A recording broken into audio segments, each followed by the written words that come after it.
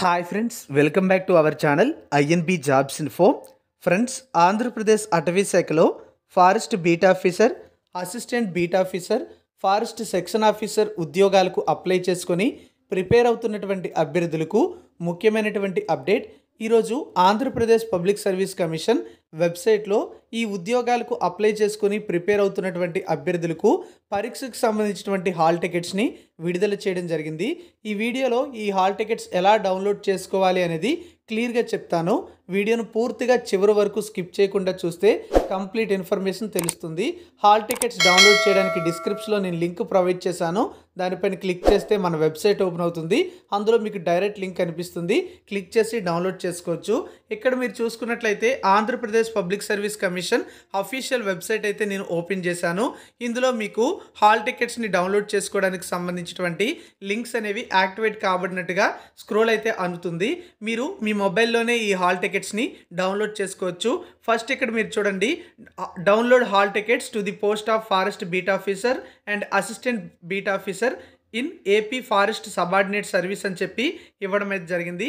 అంటే మీరు forest beat officer, assistant beat officer ఉద్యోగాలకి అప్లై చేసుకుని ఉంటే ఈ లింక్పై క్లిక్ చేసి హాల్ టికెట్స్ని డౌన్లోడ్ చేసుకోవచ్చు అని చెప్పారు. అలాగే మనకి ఫారెస్ట్ సెక్షన్ ఆఫీసర్ ఉద్యోగాలకు సంబంధించిన హాల్ టికెట్స్ కూడా ఈ లింక్పై క్లిక్ చేసి డౌన్లోడ్ చేసుకోవచ్చు అని చెప్పి మరొక లింక్ అయితే కనిపిస్తుంది. అలాగే నిన్ననే మీకు ఒక వెబ్ నోటీస్ కూడా రిలీజ్ చేయడం జరిగింది. ఈ రోజు నుంచి హాల్ టికెట్స్ని డౌన్లోడ్ చేసుకునేందుకు ఏపీఎస్సీ వెబ్సైట్లో లింక్స్ ఇస్తామని చెప్పారు. చెప్పిన విధంగానే ఇప్పుడు ఈ లింక్స్ అయితే యాక్టివేట్ కావడం జరిగింది. మీరు forest beat officer, assistant beat officer, forest section officer ఉద్యోగాలకి సంబంధించిన హాల్ టికెట్స్ డౌన్లోడ్ చేయాలంటే తప్పనిసరిగా మీకు సంబంధించినటువంటి ఓటీపీఆర్ పాస్వర్డ్ అయితే ఉండాలి. ముందుగా హాల్ టికెట్ ఎలా డౌన్లోడ్ చేయాలంటే forest beat officer, assistant beat officer hall ticket download చేయాలంటే దీనిపై క్లిక్ చేయండి. మీరు తప్పనిసరిగా లాగిన్ అయితేనే ఈ హాల్ టికెట్స్ని డౌన్లోడ్ చేసుకోగలుగుతారు. ఇక్కడ మీ ఓటీపీఆర్ ఐడి, పాస్వర్డ్, అదేవిధంగా క్యాప్చా ఎంటర్ చేయమని అంటుందన్నమాట. ఇవి ఎంటర్ చేసి లాగిన్ అయినట్లయితే మీ హాల్ టికెట్ని డౌన్లోడ్ అవుతాయి. ముందుగా ఈ డీటెయిల్స్ అయితే నేను ఎంటర్ చేస్తాను. లాగిన్ అయిన తర్వాత ఈ విధంగా మీకు ఓటీపీఆర్ రిఫరెన్స్ ఐడి కనిపిస్తుంది. అలాగే గెట్ హాల్ టికెట్స్ అనేటువంటి ఒక బటన్ అయితే కనిపిస్తుంది. ఈ గెట్ హాల్ టికెట్స్పై క్లిక్ చేసినట్లయితే మీకు హాల్ టికెట్స్ అనేవి కనిపిస్తాయి. ఫ్రెండ్స్, మీరు ఇక్కడ చూడొచ్చు, notification number, notification name, application reference number, hall ticket అనేది డౌన్లోడ్ చేసుకునేందుకు లింక్స్ అయితే కనిపించడం జరిగింది. సో ఈ విధంగా మీరు హాల్ టికెట్స్ని డౌన్లోడ్ చేసుకోవచ్చు. Forest beat officer, forest section officer, assistant beat officer ఈ ఉద్యోగాలకు సంబంధించినటువంటి ఎగ్జామ్స్ అనేవి సెప్టెంబర్ 7వ తేదీన జరగబోతున్నాయి. ఉదయం forest beat officer, assistant beat officer ఉద్యోగాలకు సంబంధించిన ఎగ్జామ్ కండక్ట్ చేస్తారు. మధ్యాహ్నం ఫారెస్ట్ సెక్షన్ ఆఫీసర్ ఉద్యోగాలకు సంబంధించిన ఎగ్జామ్ కండక్ట్ చేయడం అయితే జరుగుతుంది. హాల్ టికెట్లో కొన్ని ఇంపార్టెంట్ ఇన్స్ట్రక్షన్స్ ఇచ్చారు. ఆ ఇన్స్ట్రక్షన్స్ అయితే మనం ఇక్కడ చూద్దాం. అభ్యర్థులకు మార్గదర్శకాలు మరియు సూచనలు అని చెప్పి ఇందులో తెలియజేయడం అయితే జరిగింది. మీరు ఎగ్జామ్కి వెళ్ళేటప్పుడు తప్పనిసరిగా హాల్ టికెట్ అనేది పట్టుకొని వెళ్ళాల్సి ఉంటుంది. ఈ హాల్ టికెట్తో పాటుగా మీరు ప్రభుత్వం జారీ చేసినటువంటి ఏదైనా ఒరిజినల్ గుర్తింపు కార్డు అనేది పట్టుకొని వెళ్ళాలి. అంటే పాస్పోర్ట్ లేదా పాన్ కార్డ్ లేదా ఓటర్ ఐడి లేదా ఆధార్ కార్డు లేదా ప్రభుత్వ ఉద్యోగి ఐడి లేదా డ్రైవింగ్ లైసెన్స్, వీటిలో ఏదైనా ఒక ఒరిజినల్ కార్డు అనేది తప్పనిసరిగా మీరు పట్టుకొని వెళ్ళాలి. ఈ రిక్రూట్మెంట్ ప్రాసెస్ అంతా కూడా కంప్లీట్ అయ్యే వరకు కూడా మీరు హాల్ టికెట్ని భద్రపరచుకోవాలని చెప్పారు. అంటే సెలక్షన్ ప్రాసెస్ కంప్లీట్ అయ్యే వరకు కూడా తప్పనిసరిగా మీ దగ్గర హాల్ టికెట్ అనేది సేవ్ చేసుకుని ఉంచుకోండి. అలాగే ఈ హాల్ టికెట్ అనేది మీరు A4 లేదా లీగల్ సైజ్ పేపర్ పైన డౌన్లోడ్ చేసుకోవాలి. మరియు అభ్యర్థి ఫోటో మరియు సంతకం స్పష్టంగా ఉన్నాయో లేదో ధృవీకరించుకోవాలి. మీ హాల్ టికెట్లో ఇవి కరెక్ట్గా ఉన్నాయో లేదనేది చెక్ చేసుకోండి. ఒకవేళ అభ్యర్థి హాల్ టికెట్ నందు ఫోటో లేకుంటే లేదా అస్పష్టమైనటువంటి ఫోటో, అంటే ఫోటో సరిగ్గా లేకపోయినా, ఫోటో పూర్తిగా లేకపోయినా, చాలా చిన్న ఫోటో వచ్చినా, ఫోటో సంతకం లేకుండా ఉంటే మీరు గెజిటెడ్ అధికారి చేత ధృవీకరించబడినటువంటి 3 పాస్పోర్ట్ సైజ్ ఫోటోలు తీసుకురావాలి. మరియు పరీక్షా హాల్లోకి ఇన్విజిలేటర్లుకి అందజేయాలని చెప్పారు. అంటే ఇవన్నీ పట్టుకొని వెళ్ళి ఇన్విజిలేటర్కి అందజేయాలి. అన్నీ కూడా కరెక్ట్గా ఉంటే అవసరం లేదు. మీ ఫోటో లేదా సిగ్నేచర్ అనేవి కరెక్ట్గా రాకపోయినా, పూర్తిగా లేకపోయినా మీరు ఇవి తీసుకొని వెళ్ళాల్సి ఉంటుంది. లేని పక్షంలో మీరు పరీక్షకు అనుమతించరు అని చెప్పి ఇవ్వడం అయితే జరిగింది. అలాగే ఈ ఎగ్జామ్ అనేది ఆఫ్లైన్లో కండక్ట్ చేస్తారు. కాబట్టి పరీక్షకు అవసరమైనటువంటి కొన్ని విధానపరమైనటువంటి ప్రక్రియలను అనుసరించాల్సి ఉంటుందని చెప్పడం అయితే జరిగింది. కాబట్టి అభ్యర్థులను పరీక్ష కోసం ఉదయం 8:30 నుండి 9:30 వరకు కూడా అనుమతించడం జరుగుతుంది. అలాగే ఒక 15 నిమిషాల పాటు గ్రేస్ పీరియడ్ అయితే ఇస్తారు. అంటే 9:45 వరకు కూడా మీకు లోపలికి అనుమతిస్తారు. ఉదయం 9:45 తర్వాత పరీక్షా కేంద్రం యొక్క గేట్ అనేది మూసివేయబడుతుంది. కాబట్టి మీకు లోపలికి వెళ్ళడానికి అవకాశం అయితే ఇవ్వరు. కాబట్టి మీరు ఈ టైమింగ్ లోపే తప్పనిసరిగా ఎగ్జామినేషన్ సెంటర్లోకి ఎంటర్ అయ్యే విధంగా బయలుదేరాల్సి ఉంటుంది. గేట్ మూసిన తర్వాత అభ్యర్థులు ఎవరు కూడా పరీక్షా కేంద్రంలోకి అనుమతించబడరు. అభ్యర్థులు పరీక్షా కేంద్రం ఉన్న ప్రదేశాన్ని ముందుగానే చూసుకోవాలి. చివరి నిమిషంలో రద్దీని నివారించడానికి ముందుగానే పరీక్షా కేంద్రానికి చేరుకోవాలని తెలియజేస్తున్నారు. అభ్యర్థి కమిషన్ జారీ చేసినటువంటి అన్ని సూచనలు కూడా తప్పనిసరిగా పాటించాల్సి ఉంటుంది. మరియు పరీక్షా హాలుకు సూచనల కాపీ లేదా ప్రతిని తీసుకురావద్దని తెలియజేస్తున్నారు. అంటే ఇక్కడ ఇన్స్ట్రక్షన్స్ వచ్చాయి కదా, ఇన్స్ట్రక్షన్స్ ఉన్నటువంటి కాపీ పట్టుకొని రావాల్సిన అవసరం అయితే లేదు. హాల్ టికెట్ మాత్రమే మీరు పట్టుకుని వెళ్తే సరిపోతుంది. అలాగే మీతో పాటు మొబైల్ ఫోన్సు, క్యాలిక్యులేటర్సు, వర్చువల్ లేదా సైంటిఫిక్ క్యాలిక్యులేటర్సు, ట్యాబ్లెట్సు, ఐప్యాడ్, బ్లూటూత్, ఫేజర్లు వంటి ఏ ఇతర ఎలక్ట్రానిక్ పరికరాలు కూడా తీసుకురావద్దని చెప్పడం అయితే జరిగింది. అదేవిధంగా ఏ రకమైనటువంటి డిజిటల్ వాచ్లు కూడా వాళ్ళు లోపలికి అనుమతించరు. రైటింగ్ ప్యాడ్లు మరియు హ్యాండ్ బ్యాగులు కూడా అనుమతించబడవని చెప్పి మనకి ఇవ్వడం అయితే జరిగింది. కాబట్టి వీటిని తప్పనిసరిగా అభ్యర్థులు పాటించాల్సి ఉంటుంది. ఒకవేళ ఈ నియమాలను ఉల్లంఘించినట్లయితే అభ్యర్థిత్వ అనర్హతకు దారితీస్తుందని చెప్తున్నారు. అభ్యర్థులు అనలాగ్ వాచెస్ మాత్రమే తీసుకురావడానికి అనుమతించబడతారని చెప్పారు.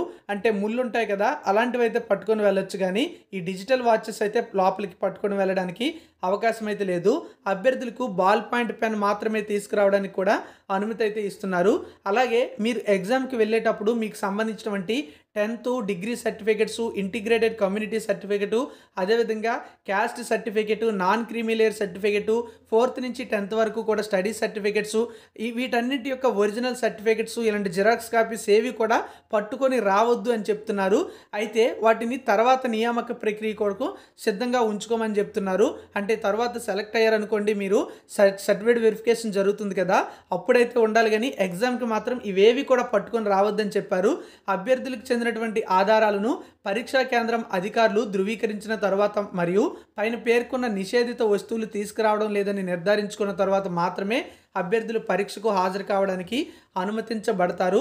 మరియు అభ్యర్థులు తీసుకొచ్చిన ఏదైనా మెటీరియల్ లేదా వస్తువులని సురక్షితంగా ఉంచుకోవడానికి ఆంధ్రప్రదేశ్ పబ్లిక్ సర్వీస్ కమిషన్ ఎలాంటి ఏర్పాట్లు కూడా చేయదు. ఇందు నిమిత్తము అభ్యర్థి వారి సొంత ఏర్పాట్లు చేసుకోవాలి. అంటే మీరు తెచ్చినటువంటి వాటిని సేవ్ చేసుకోవడానికి ఎలాంటి ఏర్పాట్లు కూడా ఏపీపీఎస్సీ అయితే చేయదు. వాటిని ఎక్కడైనా సరే భద్రపరచుకోవాలనేది మీ సొంతంగానే భద్రపరచుకోవాలి. అలాగే ఎగ్జామినేషన్ చూసుకుంటే మొత్తం 150 నిమిషాలు ఉంటుంది. ఇందులో పరీక్షలో విభాగం ఏ జనరల్ స్టడీస్ మరియు మెంటల్ ఎబిలిటీ, ఇంగ్లీష్ మరియు తెలుగు మాధ్యమాలలో, విభాగం బిలో జనరల్ స్టడీస్ మరియు మ్యాథమెటిక్స్ అనేవి 10th క్లాస్ ఆధారంగా చేసుకొని ఇస్తారు. ఇంగ్లీష్ మరియు తెలుగు మాధ్యమాల్లో ఈ యొక్క క్వశ్చన్ పేపర్ అయితే వస్తుంది. ప్రశ్నాపత్రంలో ఆబ్జెక్టివ్ టైప్లోనే క్వశ్చన్స్ ఉంటాయి. నెగిటివ్ మార్కులు కూడా ఉంటాయి. 1/3 విధానంలో నెగిటివ్ మార్కులు అయితే ఉంటాయి. గతంలో ఇచ్చినటువంటి జీవో ఎంఎస్ నెంబర్ 235 ప్రకారం ఈ నెగిటివ్ మార్కులు ఉంటాయని చెప్పి చేస్తున్నారనమాట. అలాగే అభ్యర్థి దయచేసి జవాబు పత్రాన్ని, అంటే ఓఎంఆర్ షీట్ ఉంటుంది కదా, ఎందుకంటే ఇది ఆఫ్లైన్ ఎగ్జామినేషన్, తనిఖీ చేయండి. మరియు దానిపై ఉన్నటువంటి సూచనలు, అలాగే ప్రశ్నాపత్రం బుక్లెట్లోని సూచనలు జాగ్రత్తగా చదవమని చెప్తున్నారు. క్వశ్చన్ పేపర్లో ఉన్నటువంటి సూచనలు, అలాగే మీకు ఇచ్చే ఓఎంఆర్పై కూడా సూచనలు అయితే ఉంటాయి బ్యాక్ సైడ్, అవి కూడా చదువుకోమని చెప్తున్నారు. మీరు అవసరమైన వివరాలను పూరించడానికి మరియు మీ టెక్స్ట్ బుక్లెట్ సిరీస్ ABCD వీటిలో ఏదైతే అది మీరు అక్కడ ఇచ్చినటువంటి ప్లేస్లో ఎన్కోడ్ చేయడానికి బాల్ పాయింట్ పెన్, అది బ్లూ అవనివ్వండి, బ్లాక్ అయినవ్వండి, ఏదైనా ఉపయోగించుకోవచ్చు. ఎన్కోడ్ చేయడంలో వైఫల్యం అంటే తప్పుగా పెట్టిన ప్రశ్నాపత్రం బుక్లెట్ సిరీస్ని తప్పుగా ఎన్కోడ్ చేయడం వల్ల జవాబు పత్రం ఓఎంఆర్ షీట్ చెల్లుబాటుకోకుండా పోతుంది. తప్పు ప్రదేశాలలో పెన్ను లేదా ఏదైనా ఇతర వ్రాత పరికరాలతో వ్రాయడం వలన మీ జవాబు పత్రం చెల్లుబాటు కాకుండా పోతుంది. అభ్యర్థి పరీక్షను ప్రారంభించే ముందు ప్రశ్నాపత్రం బుక్లెట్లో అతని లేదా ఆమె రిజిస్టర్డ్ నెంబర్ కూడా రాయాలని చెప్తున్నారు. అంటే మీ నెంబర్ రాయాలి, అలాగే మీకు వచ్చినటువంటి ఈ కోడ్ ఏదైతే ఉందో అది కరెక్ట్గా బబుల్ చేయమని చెప్తున్నారు. ప్రశ్నలలో ఇంగ్లీష్ మరియు తెలుగు మాధ్యమాల ద్వారా ఏదైనా వ్యత్యాసం ఉంటే ప్రశ్న యొక్క ఆంగ్ల మాధ్యమంను ప్రామాణికంగా పరిగణించబడుతుందని చెప్పారు. అభ్యర్థి జవాబు పత్రం అంటే ఓఎంఆర్ షీట్ ఉంటుంది కదా, అందులో తన సంతకాన్ని కూడా పెట్టాలి. తగిన చోట ఇన్విజిలేటర్ సంతకాన్ని కూడా తప్పనిసరిగా పొందాలి అని చెప్పారు. అంటే ఇన్విజిలేటర్ కూడా మీ యొక్క ఓఎంఆర్ షీట్పై సంతకం పెడతారు. అది కూడా పెట్టారా లేదా అనేది మీరు ఒకసారి ఎగ్జామ్ అయ్యేలోపు చెక్ చేసుకోండి. అభ్యర్థికి సరఫరా చేయబడినటువంటి జవాబు పత్రం 2 కాపీలు కలిగి ఉంటుంది. అంటే మీకు ఓఎంఆర్ షీట్ ఇస్తారు కదా, అందులో 2 కాపీలు ఉంటాయి. ఒకటి ఒరిజినల్ కాపీ ఉంటుంది, దాని కింద డూప్లికేట్ కాపీ ఉంటుంది. మీకు ఎగ్జామ్ అయిపోయిన తర్వాత ఈ డూప్లికేట్ కాపీని మీరు ఇన్విజిలేటర్కు అంటే మీరు పట్టుకొని వెళ్ళిపోవచ్చు. ఒరిజినల్ అనేది ఇన్విజిలేటర్కి ఇచ్చేయచ్చు అనమాట. అదే ఇన్ఫర్మేషన్ అనేది మనకి ఇక్కడ ఇవ్వడం జరిగింది. అభ్యర్థి ఎట్టి పరిస్థితుల్లో కూడా ప్రశ్నాపత్రంపై సమాధానాలను గుర్తించకూడదు. అంటే ఎగ్జామ్ రాసేటప్పుడు క్వశ్చన్ పేపర్ మీద మీరు ఒకటో ప్రశ్నకి దీన్ని ఆన్సర్ చేశాను, రెండో ప్రశ్నకి దీన్ని ఆన్సర్ చేశాను అన్నట్టుగా మీరు ఎలాంటివి కూడా ఈ క్వశ్చన్ పేపర్పై రాయొద్దు అని చెప్తున్నారు. వాటిని గుర్తించొద్దు అని చెప్తున్నారు. అభ్యర్థి సమాధానాలను జవాబు పత్రం అంటే ఓఎంఆర్ షీట్లలో బాల్ పాయింట్ పెన్తో మాత్రమే బబుల్ చేయాలి. ఓఎంఆర్ షీట్ బ్లూ లేదా బ్లాక్ బాల్ పాయింట్ పెన్తో మాత్రమే బబ్లింగ్ గుర్తించడానికి రూపొందించబడింది అనమాట. అంటే ఓఎంఆర్ షీట్లో బ్లూ కానీ బ్లాక్ కానీ వాడచ్చు, ఇతర కలర్స్ని వాడడానికి అవకాశం ఉండదు. Pencil, ink pen, gel pen లాంటివి బబ్లింగ్ చేయడం వల్ల జవాబు పత్రం అనేది చెల్లుబాటు కాదని చెప్తున్నారు. జవాబు పత్రంలో వైటర్న్ లేదా ఎరేజర్ అంటే వైటర్న్ లేదా ఎరేజర్స్ ఉంటాయి కదా, వీటిని ఉపయోగించడం, చెరపడం కూడా చేయొద్దని చెప్తున్నారు. అలా చేయడం వల్ల కూడా మీకు అనర్హతకు దారి తీస్తుందని చెప్పారు. ఎందుకంటే మీ యొక్క ఓఎంఆర్ అనేది అప్పుడు వాల్యుయేషన్ అయితే జరగదు. పరీక్షా హాల్లో బాల్ పాయింట్ పెన్ కాకుండా వైటర్న్ లేదా మరేదైనా మార్కర్ కలిగి ఉంటే అభ్యర్థిపై అనర్హత వేటు పడుతుందని చెప్తున్నారు. అభ్యర్థి ఎట్టి పరిస్థితుల్లో కూడా ఒరిజినల్ ఓఎంఆర్ జవాబు పత్రాన్ని తీసుకొని వెళ్ళకూడదు. అలా చేస్తే అతను లేదా ఆమెపై రెగ్యులేషన్ పిఎంఈ కింద తగిన చర్యలు తీసుకోవడంతో పాటుగా అనర్హతకు గురవుతారని అభ్యర్థికి తెలియజేస్తున్నాము. దీనికి అదనంగా ఏపీ పబ్లిక్ ఎగ్జామినేషన్ అంటే అపరాధాలు మరియు అన్యాయమైనటువంటి మార్గాల నివారణ చట్టం 1997లో చేశారు. దాని ప్రకారం నిబంధనలు వర్తిస్తాయని చెప్తున్నారు. పరీక్ష పూర్తి సమయం ముగిసే వరకు అభ్యర్థి పరీక్షా హాల్ నుండి బయటకు వెళ్ళడానికి అవకాశం అయితే ఇవ్వరు. ఒకవేళ అభ్యర్థులు ఎవరైనా సరే పరీక్షా హాల్ నుంచి బయటకు వెళ్ళిపోతే మధ్యలోనే వారు అనర్హులు అవుతారని చెప్తున్నారు. ఈ విషయంలో ఏదైనా ఉల్లంఘన జరిగినట్లయితే అభ్యర్థి అనర్హులు అవుతారని కూడా ఇక్కడ ఇవ్వడం అయితే జరిగింది. మరొక పాయింట్ చూసుకుంటే అభ్యర్థులు పరీక్షా హాల్లో ఇతర అభ్యర్థులతో కమ్యూనికేట్ చేయడం అంటే మాట్లాడడం, సంప్రదింపులు చేయడం, సంభాషించడం, ఏ విధంగా అయినా సరే భంగం కలిగించడం, వాళ్ళు ఎగ్జామ్ రాస్తున్నప్పుడు వాళ్ళకి డిస్టర్బ్ చేయడం, ఇలాంటివి ఏవి కూడా నిషేధించడం అయితే జరిగింది. అభ్యర్థులు పరీక్షా హాల్లోని ఇతర అభ్యర్థుల నుండి ఏదైనా వస్తువులు అరువుగా తీసుకోవడం అంటే మీరు తీసుకురాని పెన్ను కానీ లేదా ఏదైనా వస్తువు వాళ్ళ నుంచి తీసుకోవడం ఇలాంటివి కూడా చేయకూడదు. ఏదైనా భంగం కలిగితే అటువంటి అభ్యర్థులు అనర్హులవుతారు. ప్రశ్నలు లేదా ఆప్షన్లను కాపీ చేయడం లేదా నోట్ చేసుకోవడం అనుమతించబడదు. ఏదైనా అభ్యర్థి ప్రశ్నలు లేదా ఆప్షన్లను నోట్ చేసుకున్నట్లుగా తేలితే కఠిన చర్యలు తీసుకునబడతాయని కూడా ఇవ్వడం అయితే జరిగింది. అభ్యర్థులు టాయిలెట్కు తరచుగా వెళ్ళడానికి కూడా అనుమతించట్లేదు. అభ్యర్థులు అత్యవసర పరిస్థితుల్లో మాత్రమే టాయిలెట్ సౌకర్యాన్ని ఉపయోగించుకోవాలని ఏపీపీఎస్సీ బోర్డు అధికారులు సూచిస్తున్నారు. ఎవరైనా సరే అభ్యర్థులు టాయిలెట్లు లేదా కారిడార్ల దగ్గర లేదా మరేదైనా ఇతర ప్రదేశాల దగ్గర చర్చలు లేదా మాల్ ప్రాక్టీస్లో పాల్గొంటే టాయిలెట్కు వెళ్ళాలనే అభ్యర్థన కింద హాల్ నుండి బయటకు వెళ్ళినట్లయితే అటువంటి వారిని కూడా అనర్హులుగా చేస్తామని చెప్తున్నారు. పరీక్ష రాసేటప్పుడు అభ్యర్థులు సక్రమంగా మరియు క్రమశిక్షణతో ప్రవర్తించాల్సి ఉంటుందని చెప్పారు. పరీక్షా సమయంలో అభ్యర్థికి బదులుగా ఇతరులు పరీక్షకు హాజరు కావడాన్ని అనగా మీకు బదులుగా ఇంకెవరైనా సరే ఎగ్జామ్కి రాయడానికి పంపించారనుకోండి, అలా చేసినట్లయితే రౌడీ ప్రవర్తన కానీ ఉన్నట్లయినా సరే అభ్యర్థులను అనర్హులుగా చేయడమే కాకుండా సంఘటనకు అవసరమైనటువంటి ఎఫ్ఐఆర్ అంటే ప్రాథమిక దర్యాప్తు నివేదిక కూడా సంబంధిత పోలీస్ స్టేషన్లో నమోదు చేయబడుతుంది. అటువంటి సందర్భాల్లో తక్షణ చర్య తీసుకునేందుకు ముఖ్య సూపరింటెండెంట్ లేదా ముఖ్య ఇన్విజిలేటర్కు తగిన అధికారం ఉందని కూడా చెప్పారు. కాబట్టి ఎగ్జామినేషన్ హాల్లో ఎగ్జామినేషన్ జరుగుతున్నంతసేపు కూడా మనం చాలా క్రమశిక్షణతో ఉండాలని తెలిసి ఇక్కడ తెలుస్తోంది. ఏదైనా సూచనలు ఉల్లంఘించినట్లయితే చట్టపరమైనటువంటి చర్యలతో పాటు జవాబు పత్రం చెల్లుబాటు కాకుండా పోతుంది. ఏపీపీఎస్సీ నిర్వహించే పరీక్షలలో దుర్వినియోగం లేదా దుష్ప్రవర్తనకు సంబంధించి ఒక జీఓఎంఎస్ నెంబర్ 385 అయితే ఇవ్వడం జరిగింది. దాని ద్వారా నోటిఫై చేయబడినటువంటి రెగ్యులేషన్ పిఎంఈను అనుసరించి శిక్షా నియమాలు పాటించబడతాయని చెప్పారు. వివరాల కోసం అభ్యర్థులు ఏపీపీఎస్సీ వెబ్సైట్లో అందుబాటులో ఉన్నటువంటి ఈ ప్రభుత్వ ఉత్తర్వులను చూడాలని చెప్పడం అయితే జరిగింది.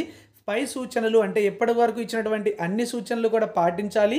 ఉల్లంఘించినట్లయితే అభ్యర్థిపై క్రమశిక్షణాపరమైనటువంటి చర్యలు తీసుకోబడతాయి. మరియు ఇందులో ఏపీపీఎస్సీ మరియు దేశంలోని ఇతర పబ్లిక్ సర్వీస్ కమిషన్లు నిర్వహించే భవిష్యత్తును పరీక్షలకు హాజరు కాకుండా అంటే భవిష్యత్తులో ఇంకే ఎగ్జామ్కి కూడా హాజరు కాకుండా బహిష్కరించడంతో పాటుగా క్రిమినల్ చర్య తీసుకోవడం ద్వారా కమిషనర్ అందుకు తగినట్లుగా భావించే ఏదైనా ఇతర చర్యలు తీసుకోవడం జరుగుతుందని కూడా తెలియజేస్తున్నారు.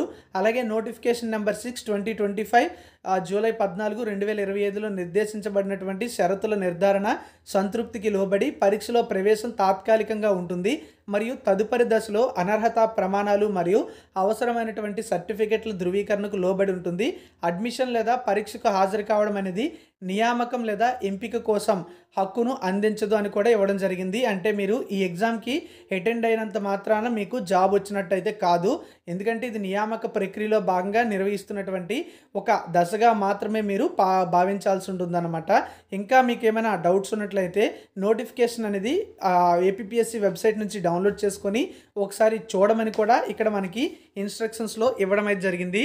సో ఏపీపీఎస్సీ తాజాగా ఇచ్చినటువంటి ఇన్స్ట్రక్షన్స్ అయితే ఇవి. వీటన్నింటినీ కూడా మీరు తప్పనిసరిగా పాటించాలి. Forest beat officer, assistant beat officer, forest section officer ఏ జాబ్స్కి సంబంధించిన ఎగ్జామ్ రాస్తున్నా సరే తప్పనిసరిగా వీటిని పాటించండి. Forest beat officer, assistant beat ఆఫీసర్కి ఒకే ఎగ్జామ్ ఉంటుంది. ఫారెస్ట్ సెక్షన్ ఆఫీసర్కి వేరేగా ఎగ్జామ్ కండక్ట్ చేస్తారు. మీ అందరికీ కూడా తెలిసిందే. Thank you for watching.